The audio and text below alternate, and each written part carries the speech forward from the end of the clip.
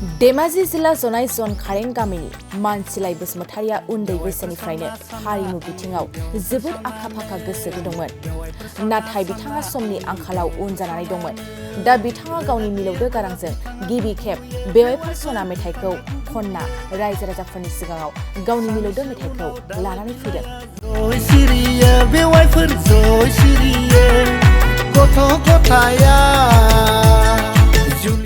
आरो बेजोंनो लोगोसे 2 नं महनपुर गामिनि देबान दैमारियाबो गावनि नाजानायजों गावनि रोंगौथिखौ सोरां लाबोनो थाखाय देग्लाय नैथि खेब राजा बिमा नों मेथाइखौ गावनि मिलौदो गारांजों रोजाबो आरो बे मेथाइयाव पुर्णिमा बसुमतारियाबो देंखो होफायो। राजा बिमा बबेयाव थांनो ओंखारदों बिमा। मख'जाथावदि बे मेथाइखौ एलबाम खालामग्रा गोसो गुदुंफ्रा बे मेथाइजों एलबाम खालामनो हागोन। नैबे मबाइल नाम्बार 9954593264 होखानाय नाम्बाराव जगाजग खालामनो हागोन। मानसिलाय बसुमतारि आरो देबान दैमारिनि गोदान मेथाइखौ दुलाराय बर' हारिमु आफादनि सेरजा फोरोंगिरि आरो धेमाजि जिल्लानि दुलाराय बर' हारिमु आफादनि लेङाइ आफादगिरि दिपुराम बर'आ बेखेवनानै होयो। हाबाफारियावनो बाहागो लायो जनाय आनसलिकनि बारग' नेहाथारि जिकेन बसुमतारिया लोगोसे हाबाफारियाव ओनसोलनि रायजो राजाफ्राबो बाहागो लायो।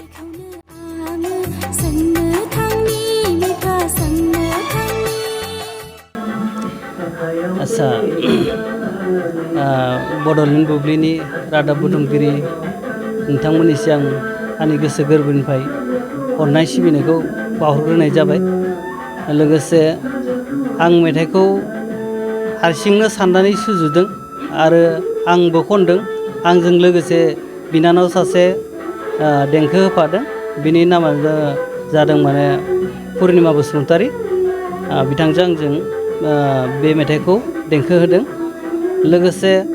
आङो बे मेथाइखौ जोबोद गोबावनिफ्राय जुजिबोबाय थादोंमोन। आंनि गोसो गोरबोजों जुजिबोयै बोयै आं दिनै आंनि थांखियाव सौहैनो हानायखौ आं मोनदों। लोगोसे जोङो मोनसे गिदिर सिंगार जानो हायाब्लाबो जों माने आंनि गथ' गथाय इयुन जोलैनि थाखाय आं मेथाइखौ लिरनानै आंनि जिनि देंखो होनानै आं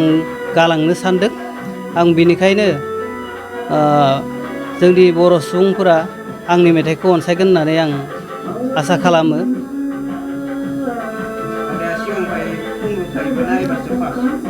आङो खननाया दोंनै जाबाय। आं सिगां दोंसे खनदोंमोन। बे मेथाइनि मुङानो जादों रं नाम्बारजों थाङोब्ला थगायजागोन, बांगाल हौवाजों थाङोब्ला फानहैजागोन होननानै आं दोंसे मेथाइ सुजुनानै खनदोंमोन। बे मेथाइआबो रिलिज जाखांबाय। नैबे नैथि खेब, बे नैथि खेबाव आं सुजुनानै आंनो खनदों। निस्सय मोनगोन। सोरनोबा नांगौ जायोबा जोंखौ कन्टेक्ट खालामबानो जाबाय, अब्लानो मोनगोन। बे मेथाइखौ मा चेनेलाव आपल'ड खालामनाय जागोन? बे चेनेलखौ आंनिनो डिडि प्रडाक्सन इउटुब चेनेल दङ। बेयाव जोङो आपल'ड खालामनाय जागोन। माने गावनि मेथाइ खननाय बे मेथाइ खननायखौ ससे खनना खोन्थानो हागोन नामा? गोदानखौ राजा बिमानो बबेयाव थांनो ओंखारदों बिमा,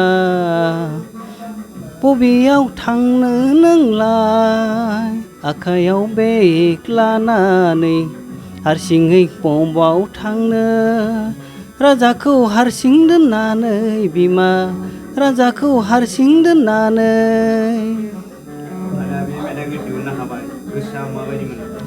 गोसोखौ आं जोबोद मोजां मोनदो। मानोना होमब्ला आं बेसेबा गोबावनिफ्राय आं नाजाबोबाय थादोंमोन आरो आङो बेखौ खनखांनो हानानै जोबोद मोजां मोनदों। आरो आं बैसागोनि सिगां आरो दोंसेबाव आं गाइड होनानै गारबोदों। बे मेथाइयानो जादों माने बैसागो बोथोरनि दै जावरिनायाव एबं एबं एम्बु गाबदों। बे मेथाइखौ आङो बैसागोनि सिगां रिलिज खालामबावगोन होननानै आं आसा खालामदों। एक्सुवेलि आं जोबोद दुखुनि गेजेरजों आं दिनै बर' समाजनि गेजेरजों सासे दुखुथिया न'खरनिफ्राय आं फैनाय गथ' सासे। जे आंनि साननाय बायदि बिदि आं दिनैसिम मावफुंजोबनो हायाखै अब्लाबो आंनि दुखु दाहानि गेजेरजों दिनै बर' समाजनि गेजेरजों आङो मोनसे समाव आंबो हारिमुनि दुलाराय बर' फरायसा आफादनि जुनान सुरुनि मोनसे हारिमुनि नेहाथारि जादोंमोन बे समनिफ्रायनो आं मोनसे दुखु दंमोन आरोखि जे आं हारिमु नेहाथारि जानानै आं मोनसे देंखोगिरिनि लामाजों राव मोनसे आंनि उन्दै जेनेरेसननि गथ'फोरखौ बुंलांनो हायाब्ला बा आंनि नेरसोनखौ दोनलांनो हायाबा बिनि मोनसे सायाव आं जोबोद मोनसे दुखु दंमोन आरोखि बे हिसाबै आङो दिनै नाङै फैनानै आंनि बैसोआ बारग'बाबो आंनि दुखु दाहानि गेजेरजों न'खरनि जेसेबां दुखु दाहा थाब्लाबो आं दिनै मोनसे गावनि गोसोनि मेलेमजों साननानै आंनि गाराङा गाज्रि जाथों माथो आंनि थांनाय फैनायनि लामाया गाज्रि जानो माथो बे हिसाबखौ आं साननानै बे लामाखौ साननानै दिनै आं गोमालांबा हयथ' आंनि जेनेरेसननि न'खरनि मोनसे गोमानायजों लोगोसे रायजो राजानि मोनसे हारिमुनि बेलायावबो हारिमुनि मोनसे गोमालांगोन खोमा बिदि साननाय हनायजों आं दुखु नांनानै दिनै आं रोङाब्लाबो मोनसे आं दिनैनि बे समाव आंनि जा गारांजों बेरखांनाय मोनसे बे मेथाइखौ आङो दिनै लिरदों आंनि फंबाय सासे 2 नम्बर महनपुरनि देबानन्द दैमारि आंनि फंबाय लिरनाय बे लिरनाय मेथाइखौ आं दिनै बेवाइफोर सना होननाय मेथाइखौ आं खननानै जा आंनि गोसो गोरबोनि गारांजों खननानै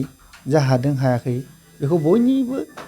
सिम आङो आंनि गोसो गोरबोनिफ्राय साबायखर बावहरनानै बे मेथाइखौ खोनासंगोन खोमा होननानै आसा फारिनायजों लोगोसे आं दिनैनि बे मेथाइखौ खननानै आं गोजोननाय मोनदों आरोखि बे मेथाइखौ सोरबा एलबाम खालामोबा मोनगोन नामा मोनगोन निस्सय मोनगोन बिथांमोना जा हास्थायदों आंबो बिथांमोननि हास्थायनायखौ सुंख'नो थाखाय आं नाजागोन बिथांमोना जाहाथे लिरगिरि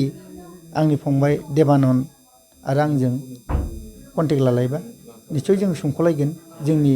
साननाय बायदि जौगाथों होननानै बे आसाखौ लानानै दिनै बे मेथाइखौ जों दिहुनदों आरोखि थुख्रासेल' आरोखि ससेल' आरोखि बेवाइफोर सना सना आंनि बेवाइफोर सनानो बेवाइफोर सना सनानो बेवाइफोर सनानो बे मेथाइखौ दिहुननो हानानै बोरै मोनखो आंथ' सेटिसफाइखौ आंनि साननाय बायदि आं मोनाखै आरोखि आंनि सेटिसफाइजों हयथ' रायजोनि गोरबोजों अनजागोन ना अनजायाथाय बेयाव मोनसे आंनाव एसे दाउट दं आरोखि जिथु आङो फार्स्ट आङो उन्दैनिफ्राय खनफेराखैमोन नालाय एसे सिगाङाव बुंलांखाबाय हिसाबै आङो आंनि देंखोआ एसे बबावबा खनायाव एसे खम जादों खोमा अब्लाबो रायजोफोरा अनलायनानै नायगोनखौ आसा फारिनानै बयनिसिमबो आङो अननाय आरो बावनायखौ सिबिबाय आं औ फैबावगोन आङो बैसागोनि सिगां मोनसे मिसिं आरो बर' मोनसे आं मिक्स खालामना खनगोन आसिना बे मेथाइखौ बर'निजों बैसांजों आं मोनसे दोनगोन अननायनि गेजेरजों सुख'नो हागोन दा नोङो बे मेथाइखौ आं लाबोगोन आं बे बैसागोनि सिगां लिगांनि सिगां लाबोगोन दुएट जागोन बे मिसिं आरो बर' गिबियाव नोंथांमोननिसिम गासैनिसिमबो आंनि गोरबो सिंनि अननाय सिबिनाय बावहरबाय गोजोननाय बावहरग्रोबाय दा बिथाङा आंखौ मा साननानै लिंहरदों आं मिथिया बिथाङा आंखौबो सासे देंखोगिरि बा हारिमुखौ मोजां मोनग्रा सुबुं होनना मिथियो आरो बिथाङा आंखौ मानियो हिसाबै आंखौ लेंहरनानै गोजोननाय मोनगोन सानना बिथाङा लेंहरदों जियानो जाथों आं बिथांनि सोमोन्दै बुंनो नागिरदों बिथाङा सासे एक्टिभ मावथि सुबुं आं सेंग्रा गोरलैनिफ्राय नुबोदों अब्ला बिथाङा आंनिख्रुइ बैसोआ खम आरो नङा होमबा आं नुबोदों बिथांनि नांथाब नाजानाय बुहुद खस्थ' न'खराव बुहुद थारमाने मा होनना बुंदों लोरबां न'खरनिफ्राय फैदों होननानै आं मिथिगौ आंबो नुबोदों बिराद खस्थ'निफ्राय फैनाय नांगौ बायदि बिथाङा जाबायदि आसा खालामनानै जिउआव सोलोंथाइ लानो नाजादोंमोन बिनिफ्रायबो बनसु जाबोदों आं मिथिगौ मोनदांदों बिथांनि नाजानायाव खिन्थु गावखौ दानाय समाजनो थुलुंगा होनाय लामा दिन्थिनाय बेखौ आं नुनो मोनबोदों थारमाने बिथाङा गिबि आं नुबोदों बहाय अब्ला आं जेनेबा सेंग्रा जालिया आं फरायफुनाय बिथाङा आं बे समावनो सासे बर' न'खरनि फार्मासि सोलोंनाय नुबोदों बेवहाय बे एक्सपार्ट खामानि मावनाय देखायबोदों बिथाङा गासैबो अनजानाय खामानि मावबोदों आरो बेनि अनगायैबो बिथाङा न'खराव समाजाव थांना थानो थाखाय न'खर दानो थाखाय जा रोंनांगौ जा खामानि रोंनांगौ बे खामानियाव मोनफ्रोम बिथिङावनो आखा फाखाखौ आं नुनो मोनबोदों बिथाङा न'आवबो बानायनो रोंगौ बिल्डिङानो जा जायखियानो जा जायखिया कारपेन्टार जेरावबो आखा फाखा थारमाने जे बानायनायावनो जा ना सारनायावनो जा आबाद मावनायावनो जा दामनाय देनायावनो जा बेखौ आखा फाखा नुबोदों आरो बे फैयै फैयै आंजोंबो सोमोन्दो जाबोदों थाबोदों जेनेबा मिथिलायबोदों जों जेनेबा जिबौआ जिबौ नुयो जिबौ नाथिखौ नुयो होननाय बायदि जेनेबा शिल्पीजों शिल्पी लोगो मोनलायनानै बिथांजों जों आदान प्रदान खालामलायनो मोन्दों बिथाङा गोबां खस्थ' खालामनायनि गेजेरजों हारिमुखौ ओरैबायदि मोजां मोनो गावनि हारिखौ ओरैबायदि मोजां मोनो गावनि हारिया हारिनि हारिमुखौ उनाव थाबाथाय बियो बिराद दुखु मोनोमोन आरो दा बिथांनि गोरबोआव ओरैबायदि क्रिएटिभ माइन्ड दं साननाय हनाय दङ बे क्रिएटिभ माइन्डखौ जों दिनै एसे गाबोनसो नुबोनो मोन्दों आरो दा बिथाङा दि दिनै हारिमुखौ मोजां मालाबा जों मेथाइ खननायखौ नुफेराखैमोन खोनाफेराखैमोन खिन्थु हारिमुखौ मोजां मोननायखौ जोंखौ मिथिगौ आरो दा बे बिथिङाव बिथाङा गावनि गोरबोजों गावनि साननायजों सासे सुजुगिरि मेथाइ सुजुगिरि देबानन्द दैमारि होननाय 2 नं महनपुरनि सिमेसापुरि एरियानि धेमाजि जिल्लानिनो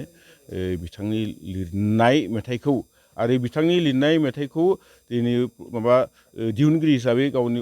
अनसुलि फिसिया मदद होदों जाहैबाय थारमाने गावनि अनसुलि फिसिया मदद होनाय माने थुलुंगा मोननाय आरो जेनेबा आरो बिदि जों साफ्रोमबो जाथों जोङो फिसायनि खामानियाव जों लोगो नांलायनानै मावलायनांगौ आरो जोङो समाजनि खामानिखौ मावलांनांगौ आरो जोङो लामा दिन्थिलांनांगौ आरो बेल' नङा दिनै बिदि रिलिज मेथाइआव दिनै सासे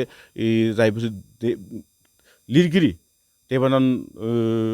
दैमारि बिथांनि खननाय जा मेथाइ खनदों बिथाङानो सुजुदों देबानन्द दैमारि लोगोसे बिथाङाबो देबानन्द दैमारियाबो महनपुरनिनो बिथाङाबो दोंसे मेथाइ खनदों लोगोसे बेवहाय सासे हिन्जावसा देंखो होफादों पुर्निमा बसुमतारी होननाय जोंनि जनखारनिनो 2 नं माइदांस्रि गामिनि आं मेथाइखौ मोजां खोनानो मोनाखै अब्लाबो आं गोजोननाय मोन्दों जा थांखिजों जोङो हारिमुखौ सिबिनाय आखायाव लाबोदों थुलुंगा होबोनो उन जोलैखौ थुलुंगा होनो हाबाफारि लादों बेनो गोजोनथाव खोथा गावनि थाखोमानाय गियानखौ दि गुबुननो दि दिन्थिनो नाजादों गावनि रोंनायखौ दिन्थिनो नाजादों गावनि रोंनायजों लोगोसे गुबुनखौ इनकारेजमेन्ट होनो नाजादों बेनो गेदेर खोथा आरो बिथांनि मेथाइआव गोबां ओंथि दं होननानै सानो समाजाव नुनाय जाफ्लेबाय थानाय साननाय हनायखौसो बिथाङा फोरमायगिरदों गावनि न'खरनि गावनि गोसोनि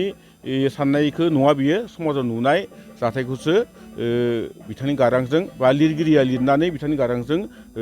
फोरमायदों होननानै आं सानो आरो जियानो जाथों बिथांनि मेथाइआ गोजौआव थांथों गासैबो अनसायलायथों थुलुंगा होलायथो आं बेखौनो खावलायो आरो गासैबो शेयार खालामलायनांगौ गासैबो अनसायलायनांगौ आरो बिदिनो जों रोंगौसा सुबुंफोरखौ जों थुलुंगा होलायनांगौ